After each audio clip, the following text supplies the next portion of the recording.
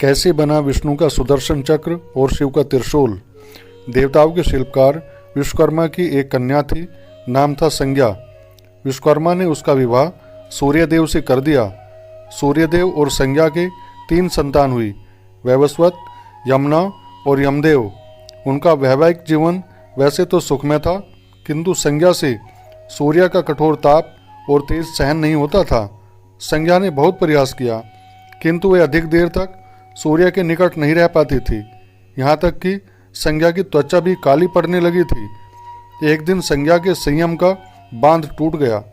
हालांकि इसमें सूर्यदेव का कोई दोष नहीं था, फिर भी संज्ञा ने निश्चय किया कि वह सूर्यदेव के साथ तब तक नहीं रहेगी जब तक उनका ताप कम नहीं हो जाता। परंतु सूर्य को अचानक छोड़कर जाना भी संज्ञा के लिए सहज नहीं था। तब उसे एक युक्ति सूझी। संज्ञा ने एक स्त्री को प्रकट किया जो उसी की तरह दिखती थी।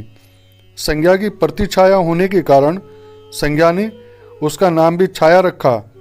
फिर संज्ञा ने छाया को सूर्य की पत्नी बनकर रहने के लिए मना लिया और उसे अपनी पहचान छिपाकर रखने का आदेश दिया। छाया ने भी संज्ञा को आश्वासन दिया कि वह किसी को भी यह रहस्य नहीं बताएगी, किंतु यदि किसी ने उसके केश खींचे तो फिर वह सच बोल देगी। छाया को सूर्यदेव के पास छोड़कर संज्ञा अपने पिता विश्वकर्मा के घर लौट आई। पिता के पूछने पर संज्ञा ने उन्हें सारी बात बता दी। विश्वकर्मा के अनेक बार समझाने पर भी संज्ञा अपने पति के पास लौटने के लिए तैयार नहीं हुई।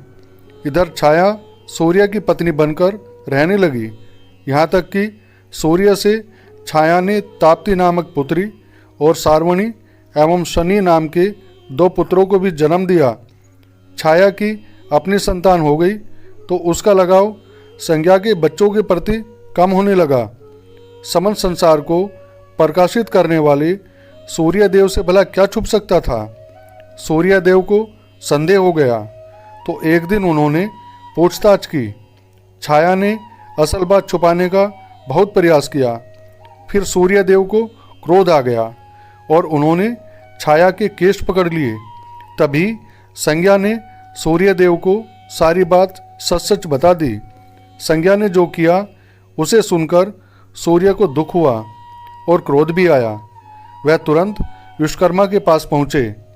विश्वकर्मा ने संज्ञा के व्यवहार के लिए सूर्य से क्षमा तो मांग ली, किंतु उन्होंने संज्ञा को सूर्य के ताप और प्रकाश से होने वाली परेशानी के विषय में भी बता दिया।